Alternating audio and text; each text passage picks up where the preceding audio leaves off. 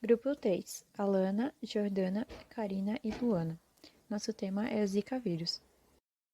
O vírus Zika é um arbovírus, e isso quer dizer que é um vírus hospedado essencialmente por artrópodes, como os mosquitos. É do gênero Flavivirus e família Flaviviridae. É um vírus de RNA simples composto por uma pequena partícula esférica e envelopada, com 3 proteínas estruturais: a proteína do capsídeo, que é um componente estrutural do núcleo capsídeo, a membrana, que é uma proteína transmembrana que interage com a proteína do envelope, e o envelope, que é a principal e maior proteína estrutural. Ela intervém na montagem da partícula viral, interage com receptores celulares e fusão de membranas e é o principal alvo para anticorpos neutralizantes. O Zika vírus foi identificado em humanos pela primeira vez em 1952, na Uganda e na Tanzânia.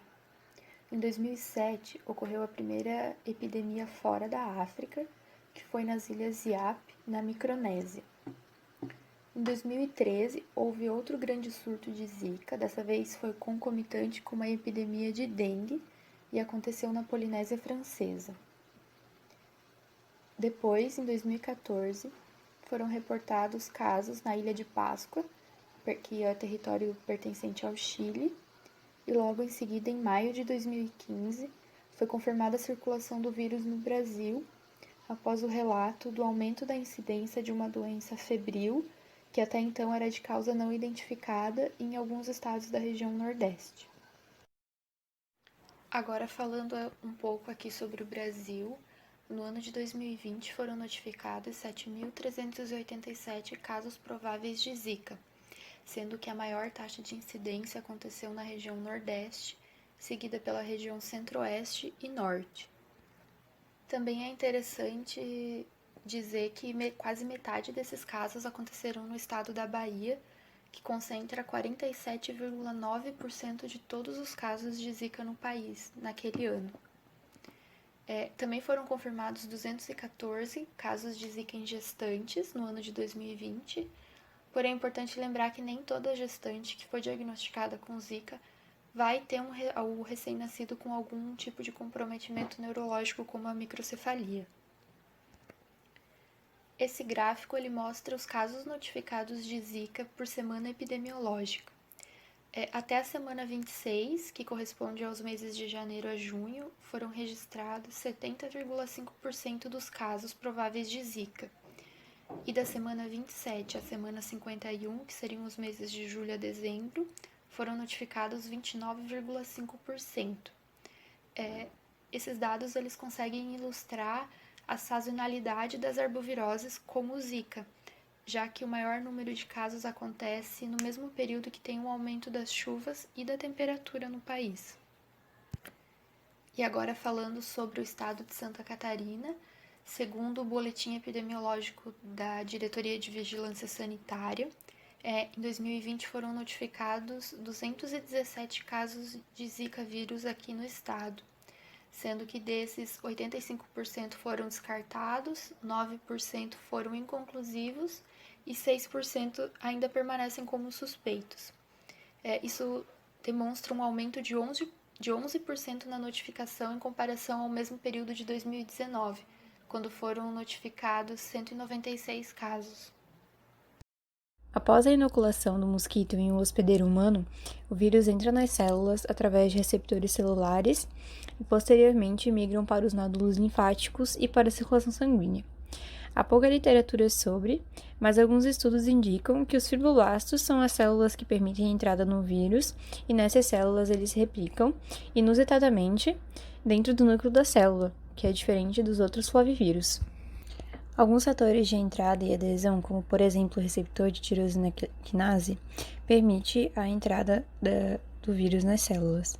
A infecção por Zika vírus induz autofagia, confirmada pela presença de vesículas que são semelhantes a autofagossomos, características dos fibroblastos infectados, e isso é necessário para a replicação dos flavivírus. O período de incubação após o inóculo varia de 3 a 12 dias. A infecção pelo Zika vírus pode apresentar ou não sintomas, sendo que cerca de 80% dos casos são assintomáticos. Em casos sintomáticos, as manifestações são variadas, podendo ser brandas ou até mesmo levar a complicações neurológicas. Nos casos sintomáticos, os sintomas são inespecíficos e autolimitados. Em geral, a infecção é benigna e o paciente se cura espontaneamente entre 3 e 7 dias. Formas muito graves são raras, mas já há registro de óbitos causados por Zika. A microcefalia congênita é a apresentação clínica mais grave do Zika. O tropismo do Zika vírus para o sistema nervoso central, no feto em desenvolvimento, causa um efeito neuropático associado à indução de morte neuronal de células progenitoras indiferenciadas com capacidade de autorrenovação. Porém, os mecanismos celulares e moleculares do neurotropismo ainda são desconhecidos. A microcefalia congênita se dá após a transmissão materno-fetal, que foi confirmada no Brasil em gestantes que deram à luz a recém-nascidos com malformações graves. O diagnóstico dos primeiros casos foi confirmado pela presença de RNA do Zika vírus no líquido amniótico e em amostra de sangue e tecido de recém-nascidos. Nos casos sintomáticos, as principais manifestações clínicas são dor de cabeça, febre baixa, dores leves nas articulações, manchas vermelhas na pele, coceira e vermelhidão nos olhos. Com menos frequência, os pacientes podem apresentar inchaço no corpo, dor de garganta, tosse e vômitos. A dor nas articulações é um sintoma que pode persistir mesmo após a remissão da doença. Essa tabela traz os principais sinais e sintomas de 3 doenças causadas por arbovírus: dengue, zika e chikungunya. Através da frequência e intensidade das manifestações clínicas, é possível ajudar no diagnóstico diferencial entre essas 3 doenças, que possuem sintomas muito parecidos. O principal método diagnóstico utilizado baseia-se principalmente na detecção do RNA viral através da PCR, sendo realizada principalmente em amostras de sangue e de urina. Outro método comumente utilizado no diagnóstico é o ensaio sorológico. Esses 2 exames são os atualmente recomendados pelo Ministério da Saúde para o diagnóstico da infecção pelo Zika vírus, e a gente vai estar falando um pouquinho mais deles agora. O RT-PCR é o responsável pela detecção do RNA viral. Em amostras de sangue, é possível a detecção pelo período de 1 a 5 dias após o início dos sintomas. Devido à maior persistência do vírus na urina, quando o paciente se encontra após o 5º dia de doença, pode-se realizar o RT-PCR na urina, sendo indicado a realização desse exame até o 15º dia do início dos sintomas. Também é possível realizar o exame em amostras de sangue de cordão umbilical, líquor e placenta. É um teste de alta especificidade e precisão, porém, há a possibilidade de reações cruzadas, gerando falsos negativos. São testes de alto custo, tanto dos kits quanto a automação desses testes. Sendo assim, resultados negativos não excluem o diagnóstico, pois a sensibilidade do RT-PCR é estimada em 40%. Apesar de não muito comum, também pode ser realizado PCR em tempo real, o que permite diminuir os casos de falso negativo, além de permitir a quantificação viral. Ainda assim, o problema de reações cruzadas persiste, assim como o alto custo do teste. Outro método bastante empregado para diagnóstico de Zika vírus são os ensaios sorológicos, ou sorologia. Anticorpos IgM podem ser encontrados a partir do 3º dia de doença e anticorpos IgG devem ser pesquisados no soro agudo e convalescente após o 12º dia de doença. Pode ser realizado com amostras de sangue, sangue de cordão umbilical e líquor. É um teste de fácil desempenho, custo acessível, automação acessível, alta sensibilidade e baixo tempo para execução. Porém, um problema em relação aos testes sorológicos é a possibilidade de reação cruzada como resultado de infecções prévias por outros flavivírus, podendo gerar, assim, um falso positivo para o Zika vírus. Sorologia reagente para Zika pode ser devido à infecção aguda pelo vírus, reação cruzada com outros flavivírus, como falado anteriormente, ou resultado de vacinação para a febre amarela. O fluxo de investigação laboratorial de amostras biológicas suspeitas de contaminação por vírus Zika ocorre da seguinte maneira: a unidade de atendimento notifica a vigilância epidemiológica, coleta a amostra e envia ao LACEN. O LACEN realiza testes para descartar dengue, chikungunya, sífilis, toxoplasmose, rubéola, citomegalovírus e herpes nas amostras de soro, além de realizar o RT-PCR para o Zika. Nas amostras de urina é realizado apenas a biologia molecular. O LACEN que não realizar o teste PCR para o Zika vírus deve encaminhar a amostra ao laboratório sentinela de sua área, que realizará a sorologia e o RT-PCR para o Zika vírus. Caso a sorologia dê positivo, ainda é feito um teste adicional, chamado PRNT, teste de neutralização por redução de placa.